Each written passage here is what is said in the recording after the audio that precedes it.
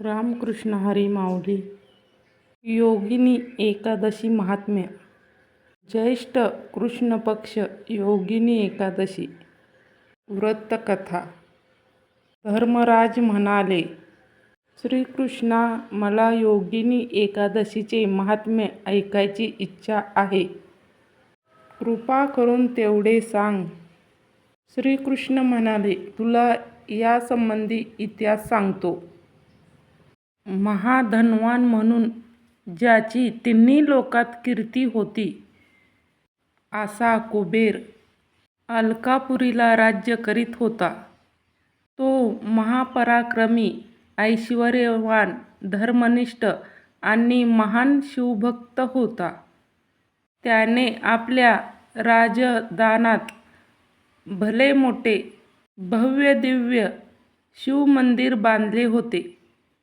तो दररोज भक्तिभावाने भगवान शिवाची पूजा आराधना करीत असे. पूजेसाठी लागणारी फुले, बेलपत्र आणण्यासाठी आपलाच हेममाली नावाच्या सेवकाची नियुक्ती केली. हेममाली सुद्धा चांगला शिवभक्त होता.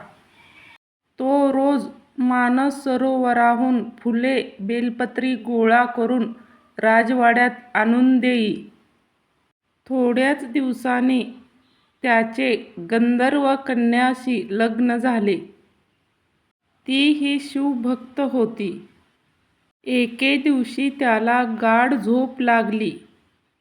त्यामुळे हेममालीला राजभवनात फुले नेऊन देता आली नाहीत. राजाची शिवपूजेची वेळ झाली, तरी हेममालीचा पत्ता नाही. काही कारणाने हेममालीला अडचण निर्माण झाली असेल म्हणून फुले व बेलपत्री आणण्यास विलंब झाला असेल म्हणून कुबेर थोडा थांबला. पण सकाळची पूजेची वेळ टळून गेली. म्हणून कुबेराने आपल्या दुसऱ्या सेवकाला त्याच्या घरी पाठवून हेममालीने पूजा साहित्य का आणले नाही याची चौकशी केली. कुबेराचे सेवक त्याच्या घरी गेले. आपल्या नूतन पत्नीच्या गंधर्व कन्या विशालक्षीच्या सहवासात रमलेला आढळला. त्याला पूजा साहित्य राजवाड्यात घेऊन जाण्यास विसर पडला. सेवकाने कुबेराला हेममाली न येण्याचे कारण सांगितले. ते ऐकून कुबेर रागाने लाल झाला व त्याने हेममालीला तत्काळ बांधून आणून माझ्यासमोर हजर करा म्हणून आज्ञा केली. सेवक हेममालीच्या घरी आले. त्यांनी हेममालीला राजआज्ञा सांगितली. हेममालीने सेवकाची गयावया केली, चूक कबूल केली. परंतु स्वामीच्या आज्ञेपुढे ते काही करू शकले नाहीत. त्यांनी हेममालीला बांधून कुबेरापुढे उभा केले. त्रिकाळ पूजेमध्ये खंड पडला. फुले, बेलपत्री मिळालीच नाहीत. आपल्या हातून केवढे पाप घडले, असा कुबेर विचार करीत असताना हेममालीला पाहून जास्त क्रोधित झाला व त्याला रागाने बोलू लागला. पापी, माझ्या शिवपूजेमध्ये खंड पाडून तुला काय मिळाले? राजाला एवढे क्रोधित पाहून हेममाली भयभीत झाला. कुबेराच्या पायावर लोटांगण घालून चूक कबूल केली.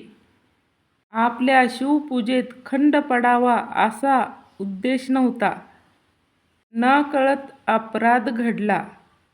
मला क्षमा करा असे वारंवार म्हणू लागला. राजा म्हणाला, हा केवळ तुझा अपराध नाही, तर माझ्या शिवपूजेत आलेले विघ्न आहे. स्वामीसेवा विसरून बायकोच्या मोहात दंग झालास. आणि कर्तव्यभ्रष्ट झालास. त्यामुळे स्वामीच्या शिवपूजेत अंतर पडले. म्हणून मी तुला शाप देतो की तुझ्या सर्व अंगावर कोड फुटून तू विद्रूप होशील. तुझ्या अंगाला येणाऱ्या दुर्गंधीमुळे तुझ्याजवळ कोणी येणार नाही. राजाच्या या शापाने हेममाली दुःखी झाला. स्वर्गातून धर्तीवर येऊन पडला. त्याच्या अंगावर कोड फुटले. विद्रूप शरीर पत्नीला दिसू नये म्हणून भयानक जंगलात अन्न पाण्यावाचून व्याकुळ होऊन उन्हात पावसात भटकत राहिला. त्याला वेदना असह्य होत असल्यामुळे झोप येत नव्हती. त्याने काही काळ का होईना कुबेराला फुले बेलपत्री शिवपूजेसाठी दिल्या होत्या. त्या पुण्याईने त्याला मार्कंडेय ऋषीचा आश्रम दिसला. तो आश्रमात गेला व मार्कंडेय ऋषीच्या पायावर लोटांगण घालून त्यांना शरण गेला. त्यांना सर्व हकीकत सांगितली आणि दुःखमुक्त होण्याचा उपाय विचारला. हेममालीच्या व्यथा ऐकून ऋषींना त्याची दया आली. ते म्हणाले, तू माझ्यासमोर सत्य सांगितले. केलेल्या अपराधाचा तुला पश्चाताप होत आहे. अजाणतेपणे घडलेले पातक पुण्यकर्माने नष्ट होते. तुझ्या उद्धारासाठी मी तुला योगिनी एकादशीचे व्रत सांगतो. वास्तवी मार्कंड ऋषी शिवभक्त होते. तरी त्यांनी हेममालीच्या दुःखमुक्तीसाठी ज्येष्ठ कृष्ण पक्षातील एकादशीचे व्रत यथाविधी करायला सांगितले व ऋषी निघून गेले. हेममालीने योगिनी एकादशी उपवास व्रत मोठ्या भक्तिभावाने केला व तो शापमुक्त रोगमुक्त झाला. स्वगृही गेला आणि सुखी झाला. इकडे हेममालीच्या पत्नीने विशालक्षी शिव उपासना व्रत चालू ठेवले होते. तिला अचानक पती निघून गेल्यामुळे फार दुःख व चिंता लागून राहिली. परंतु हेममालीची व तिची भेट झाली आणि दोघांनाही मोक्षप्राप्ती झाली. श्रीकृष्ण म्हणाले, धर्मराजा, या योगिनी एकादशीला भगवान विष्णू आणि भगवान शंकर दोघांचे पूजन करावे. हे या एकादशीचे वैशिष्ट्य आहे. या व्रतामुळे दीर्घ मुदती आजार बरे होतात. बाहेरची बाधा नष्ट होते. कोणाचा तरी शाप या एकादशीमुळे निष्प्रभ होतो.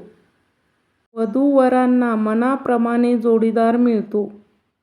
या एकादशी व्रताचे पालन करणारा मृत्यूलोकातील सर्व सुखाचा उपभोग घेऊन अंती मोक्षाला जातो आणि श्रीहरी चरणाजवळ अक्षय निवास होतो. रामकृष्ण हरी माऊली. रामकृष्ण हरी.